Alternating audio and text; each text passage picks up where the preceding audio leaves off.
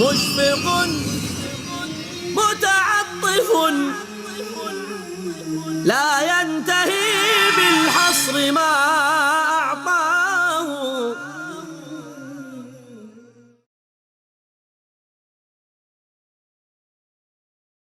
السلام علیکم ورحمۃ اللہ وبرکاتہ. الحمد للہ رب العالمین والصلاة والسلام علی سید المرسلین وعلی آلہ وصحبہ اجمعین. اما بعد، قال اللہ عز وجل فی القرآن المجید والفرقان الحمید: اعوذ باللہ من الشیطان الرجیم، بسم اللہ الرحمن الرحیم. یا ایہا الذین آمنوا اتقوا اللہ وکونوا مع الصادقین. معزز سامعین، آج کی اس بابرکت محفل میں جس ٹاپک یا موضوع پہ مجھے گفتگو کرنی ہے وہ ہماری سماجی زندگی میں بڑی اہمیت کا حامل ہے. مومن کا ہر کام شریعت کی روشنی میں انجام پانا چاہیے. مومن کا یہی امتیاز ہے. مومن صرف انسان ہی نہیں ہے بلکہ مومن ہے، مسلم ہے. اور یہ نام، پاکیزہ نام، اللہ عز و جل نے عطا فرمایا ہے. هو سماکم المسلمین، وہی ہے جس نے تم کو مسلم کہہ کے پکارا ہے. اور مسلم کا معنی فرما بردار ہوتے ہیں. لہذا ایک مسلمان اپنے ہر معاملے میں وہ اس بات کو ذہن میں رکھتا ہے کہ اس سے اللہ راضی ہے یا نہیں ہے.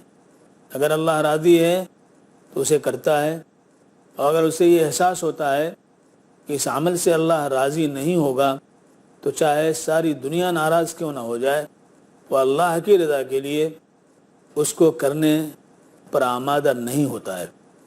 یہ مومن کا خاص صفت ہے، خاص وصف ہے. جس کا ایمان جس درجے قوی ہوگا اسی درجے وہ اس بات کی رعایت کرے گا کہ اللہ راضی اس عمل سے ہو رہا ہے یا نہیں ہو رہا ہے. اگر ایمان میں ضعف ہے، کمزوری ہے، تو وہ مخلوق کی رضا کی تو فکر کرے گا، خالق کی رضا کی فکر اس کے اندر نہیں پیدا ہوگی. لہذا یہ موضوع جس کا انتخاب ہوا ہے وہ موضوع جہیز کا ہے. جہیز کے تعلق سے یہ ذہن میں بات رہنی چاہیے کہ جہیز کی شرعی حیثیت کیا ہے.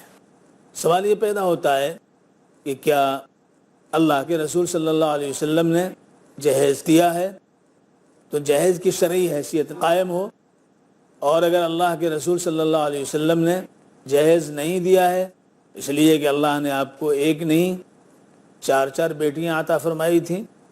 حضرت زینب آپ کی صاحبزادی تھیں، حضرت ام کلثوم آپ کی صاحبزادی تھیں، حضرت رقیہ آپ کی صاحبزادی تھیں، اور آخری چہیتی بیٹی آپ کی حضرت فاطمہ زہرا رضی اللہ تعالیٰ عنہ تھی.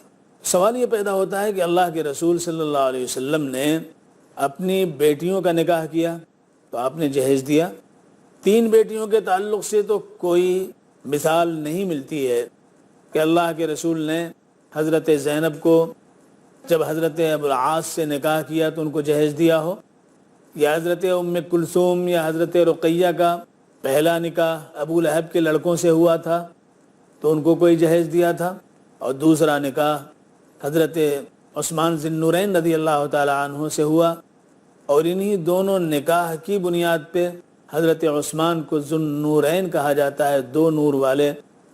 یعنی صاحبزادی حضور صلی اللہ علیہ وسلم کی حضرت ام کلثوم حضرت رقیہ کی شادی ان سے ہوئی، اس لیے یہ خطاب، یہ لقب ان کو ملا ذو النورین کا. تو حضرت عثمان ذی النورین رضی اللہ تعالی عنہ کو اللہ کے رسول صلی اللہ علیہ وسلم نے کوئی جہیز دیا ہو اس کی بھی کوئی مثال نہیں ملتی ہے.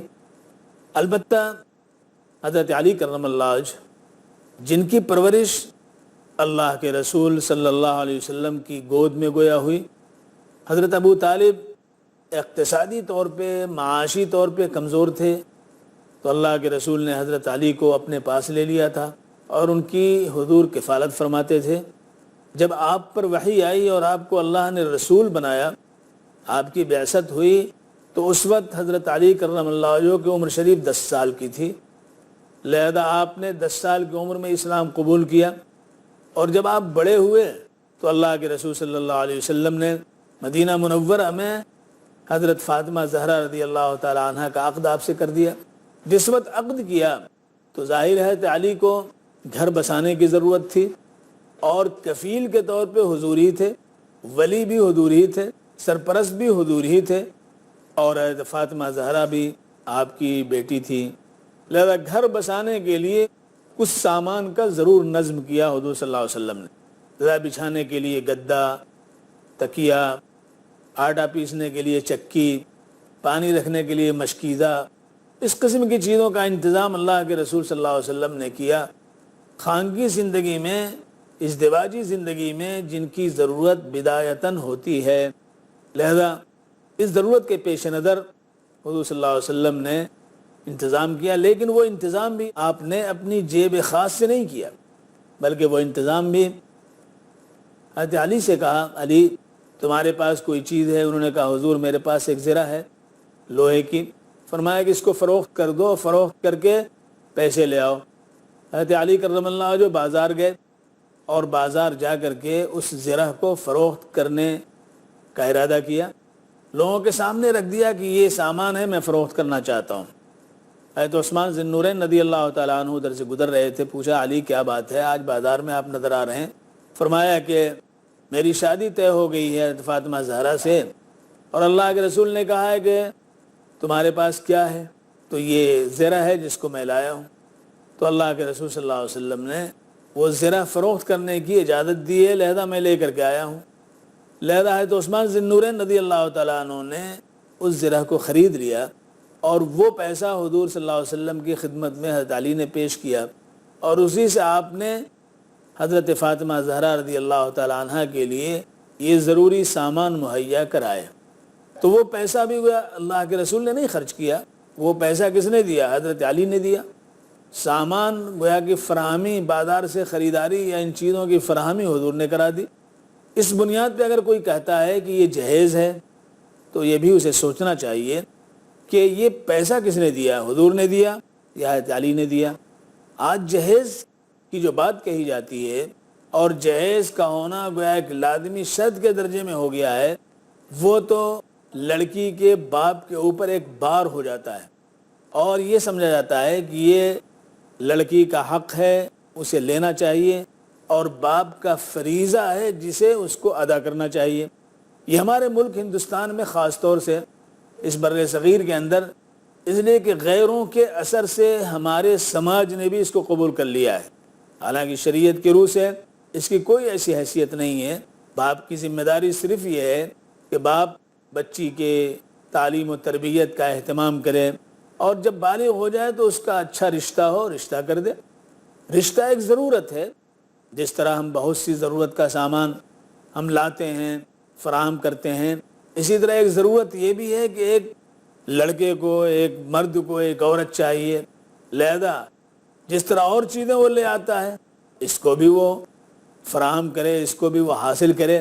تو حاصل کرنے والا کچھ خرچ کرتا ہے، نہ کہ جو دے رہا ہے وہ مزید خرچ کرتا ہے۔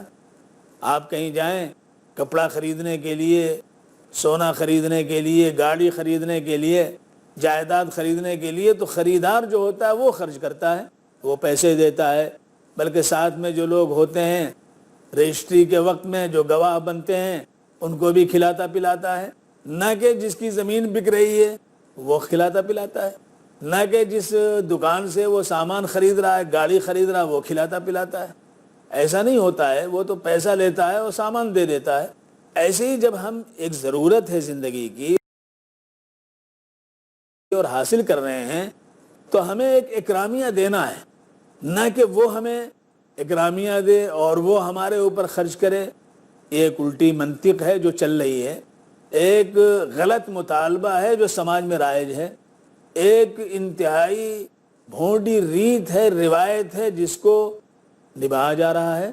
آج کے اس ماحول میں اور زیادہ اس کی وجہ سے برائیاں پیدا ہو رہی ہیں، لڑکیوں کی شادیاں نہیں ہو رہی ہیں جہیز کی بنیاد پہ۔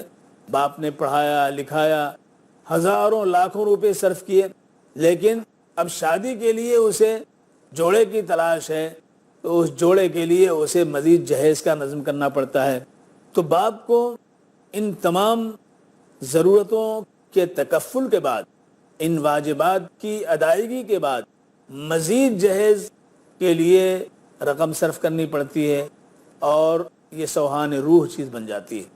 نتیجہ ہے کہ بہت سی بچیاں، ان کا رشتہ نہیں ہو پا رہا ہے، اور جب رشتہ نہیں ہو پا رہا ہے تو اس کی وجہ سے سماج برائیوں میں دھنستا چلا جا رہا ہے، گناہوں میں لت پت ہو رہا ہے، گندا ہو رہا ہے، آلودہ ہو رہا ہے۔ یہ ساری چیزیں جہیز کی بنیاد پہ ہیں۔ سامعین، ایک چھوٹے سے بریک کے بعد پھر ہم آپ کی خدمت میں حاضر ہو رہے ہیں۔ نتیجہ ہے کہ بہت سی بچیاں، ان کا رشتہ نہیں ہو پا رہا ہے، اور جب رشتہ نہیں ہو پا رہا ہے تو اس کی وجہ سے سماج برائیوں میں دھنستا چلا جا رہا ہے، گناہوں میں لت پت ہو رہا ہے، گندا ہو رہا ہے، آلودہ ہو رہا ہے۔ یہ ساری چیزیں جہیز کی بنیاد پہ ہیں۔ یہ ہمارے ملک میں جو کہ غیر اسلامی سماج کے اندر، چونکہ لڑکی جب اپنے مائکے سے بیاہ کر لائی جاتی ہے تو وہاں سے اس کا رشتہ کٹ جاتا ہے، یعنی وہاں اب اس کے لیے کوئی جگہ وراثت میں نہیں ہوتی ہے، اسی لیے کنیا دان کہا جاتا ہے اس کو، یعنی دان کر دیتے ہیں تو اب اس کا حق اس سے ختم ہو گیا۔ اپنی جائیداد کو، اپنے باغ کو اگر کسی نے دان کر دیا، دے دیا، تو اب اس پر اس کا کوئی حق نہیں، نہ اس کا اس کے اوپر کوئی حق ہوتا ہے۔ ایسی کنیا دان جو ہے، جب کنیا کو، بچی کو جب حوالے کر دیتے ہیں، شادی کر دیتے ہیں، تو اس کو کنیا دان کہتے ہیں۔ تو اس بچی کا اب باپ کی وراثت میں، بھائی کی وراثت میں، ماں کی وراثت میں کوئی حصہ، کوئی تعلق نہیں ہوتا ہے۔ لیکن اسلام میں ایسا نہیں ہے۔ اسلام میں تو سارے حقوق موجود ہیں، یہاں دان نہیں ہے۔ لہذا اس سماج کی وجہ سے ہمارا سماج بھی متاثر ہوا۔ تو عرض یہ کرنا ہے کہ شریعت کی روح سے جہیز، اس کی کوئی ایسی بنیادی شرعی حیثیت نہیں ہے کہ اگر اس کو نہ دیا جائے تو نکاح نہ ہو۔ تو اللہ کے رسول نے جو دیا تھا وہ حضرت علی کرم اللہ وجہہ سے پیسہ لے کر کے، اور انہوں نے زنا فروخت کیا، وہ پیسہ ملا، اس سے انہوں نے نظم کیا تھا۔ تو اس کو ظاہر ہے کہ اگر اس طرح سے کچھ کرنا ہے تو پھر شوہر ہی اس کا ذمہ دار ہے کہ وہ پیسہ خرچ کرے، اور صوفہ سیٹ سے لے کر کے، اور پلنگ سے لے کر کے، اور چادروں سے لے کر کے، اور گدے سے لے کر کے، اور برتنوں سے لے کر کے، ہانڈیوں سے لے کر کے، جتنی چیزیں ہیں سب فراہم بیٹی کا باپ جو ہے وہ کر دے، اپنی بیٹی کے مزاج کو سامنے رکھتے ہوئے، اس کی ضرورت کو سامنے رکھتے ہوئے۔ چنانچہ عربوں کے ہاں یہی بات ہے۔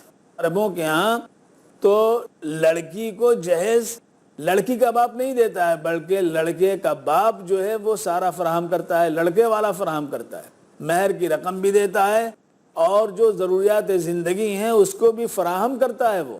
اور جب سجا لیتا ہے اپنے کمرے کو، اپنے مکان کو فرنیچر سے اور تمام چیزوں سے، تب دلہن اس کے گھر میں آتی ہے۔ تو عربوں کے ہاں آج وہاں جہیز لڑکی والے نہیں دیتے ہیں، بلکہ جہیز یعنی تیاری کے نام پہ تمام ساز و سامان، خانگی زندگی کے تعلق سے جو ضرورتیں ہیں اس کی فراہمی دلہن کے ذمے نہیں بلکہ دولہا کے ذمے یا دولہا کے سرپرستوں پہ ہوتی ہے۔ اسی لیے وہاں لڑکوں کی شادیاں دیر سے ہوتی ہیں۔ جب لڑکا کمانے لگتا ہے اور مکان بنا لیتا ہے، مکان کو فرنش کر لیتا ہے، تب اس کا کہیں سے رشتہ آتا ہے۔ پھر مہر کی رقم، چونکہ اس میں پیسے لگتے ہیں، جہاں کی حکومت بھی اس میں انوالو ہوتی ہے تاکہ وہ پیسہ جو ہے ان کو فراہم کرے اور شادی ہو جائے۔ تو وہاں تو یہ مسئلہ آسان ہے۔ تو شریعت کے اعتبار سے ایک مسلمان، چاہے وہ عرب کا ہو یا عجم کا ہو، چاہے ہندوستان کا ہو یا ملیشیا کا ہو، کہیں کا بھی ہو، اس کو تو زندگی گزارنی ہے شریعت کے آئینے میں، شریعت کے حکم کے مطابق۔ لہذا شریعت کا تو حکم یہی ہے۔ یہ جہیز جو چیز آ گئی جہیز کے نام پہ، اور آج پریشانیاں ہی پریشانیاں اس کی وجہ سے ہے، اور بچیوں کا نکاح اور عقد نہیں ہو پا رہا ہے۔ یہ ہماری اپنی جو ہے وہ روایت ہے، یہ شریعت نے کوئی ایسی روایت ہم کو نہیں دی ہے، حدیث میں اس کا کہیں ایسا تذکرہ نہیں ہے۔ یہ الگ بات ہے کہ کوئی باپ اپنی بیٹی کی رخصتی کے موقع پر کوئی سامان دے رہا ہے، رخصت ہو رہی ہے، جا رہی ہے، بطور تحفے کے، بطور ہدیے کے کوئی چیز دے رہا ہے، تو ظاہر ہے اس میں کسی قدر کو آپ متعین نہیں کر سکتے، لازم نہیں کر سکتے ہیں۔ ہر شخص اپنی حیثیت کے مطابق اگر دے رہا ہے تو یہ وہ دے سکتا ہے، اس پر کوئی پابندی نہیں ہے۔ لیکن جہیز کے نام پہ جو آج مطالبہ ہوتا ہے، ابھی چند دنوں پہلے لکھنؤ میں ہماری ایک عزیزہ آئیں، انہوں نے کہا کہ دیکھیے ہماری بیٹی ہے اور اس کا رشتہ آ رہا ہے، بڑا اچھا رشتہ ہے اور بچی کو بھی پسند ہے، ہم لوگوں کو بھی پسند ہے اور ہمیں وہ گھر بھی پسند ہے جہاں سے رشتہ آ رہا ہے، لیکن ان لوگوں کی مانگ یہ ہے کہ ہمیں 4 ویلر چاہیے اور نقد اتنے لاکھ چاہیے، بارات جو ہم لے کر کے آئیں گے باراتیوں کا پورا اکرام ہو، بات نہیں ہے، اتنے لاکھ روپے ہم کہاں سے دیں۔ رو رہی تھی بیچاری، اس کے آنسوں کو دیکھ کر کے رونا آ رہا تھا کہ آج صورتحال یہ ہے۔ لیکن مجھے یاد آ رہا ہے کہ جب اس کی شادی ہو رہی تھی اور میں موجود تھا تو اس کی شادی میں اس کے باپ نے بڑی مشکل سے اسکوٹر فراہم کیا تھا، مطالبہ کیا گیا تھا کہ ہمیں اسکوٹر چاہیے۔ اس کے باپ کی حیثیت نہیں تھی، اس لڑکی کے باپ کی، جس کی لڑکی کی شادی کا تذکرہ میں کر رہا ہوں، اس کے باپ کی حیثیت نہیں تھی کہ اسکوٹر دے۔ اس وقت اسکوٹر کی قیمت 8,000 روپے تھی، لیکن 8,000 کی فراہمی مشکل تھی، اس لیے کہ 600-700 روپے کل تنخواہ ان کی تھی، تو 8,000 روپے کا اسکوٹر دینا ان کے لیے بہت مشکل بات تھی۔ لیکن مطالبہ کیا گیا اور اس مطالبہ کے آگے ان کو جھکنا پڑا اور ان کو نظم کرنا پڑا۔ کیسے کیسے نظم کیا وہی جانتے ہوں گے۔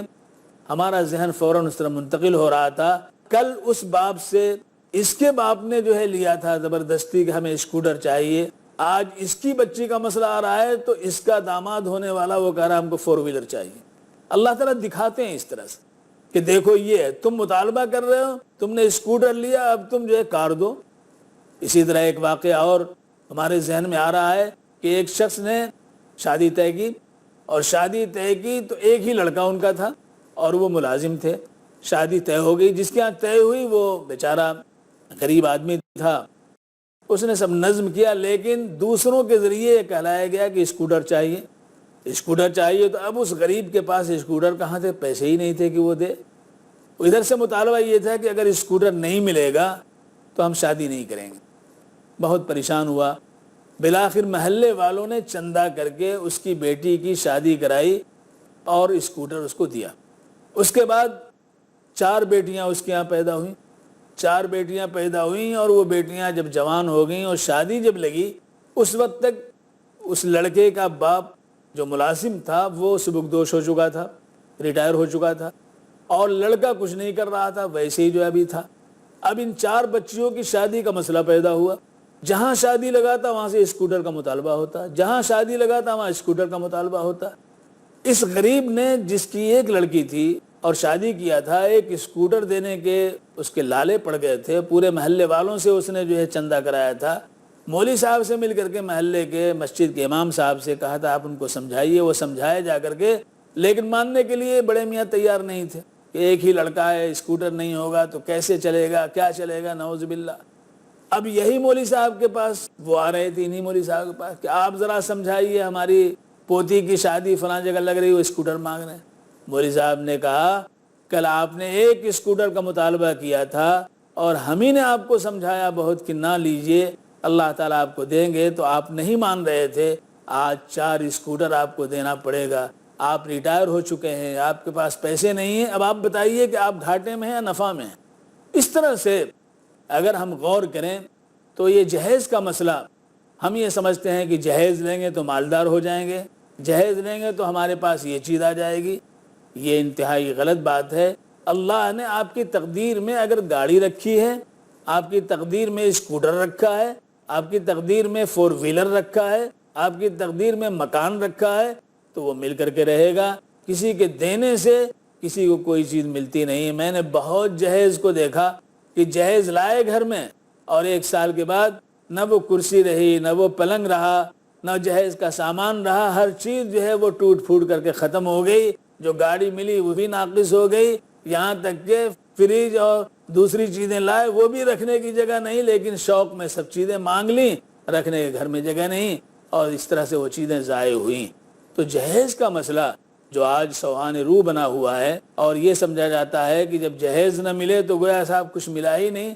نہیں صاحب، اللہ تبارک و تعالیٰ کی طرف سے رحمت نازل ہوتی ہے، اللہ کی طرف سے فقر و فاقے کے ازالے کی ضمانت دی گئی ہے۔ 18ویں پارے میں سورہ نور کے اندر اللہ تبارک و تعالیٰ کا ارشاد ہے اعوذ باللہ من الشیطان الرجیم وَأَنْكِحُوا الْأَيَامَ مِنْكُمْ وَالصَّالِحِينَ مِنْ عِبَادِكُمْ وَإِمَائِكُمْ إِنْ يَكُونُوا فُقَرَاءَ يُغْنِهِمُ اللَّهُ مِنْ فَضْلِهِ وَاللَّهُ وَاسِعٌ عَلِيمٌ۔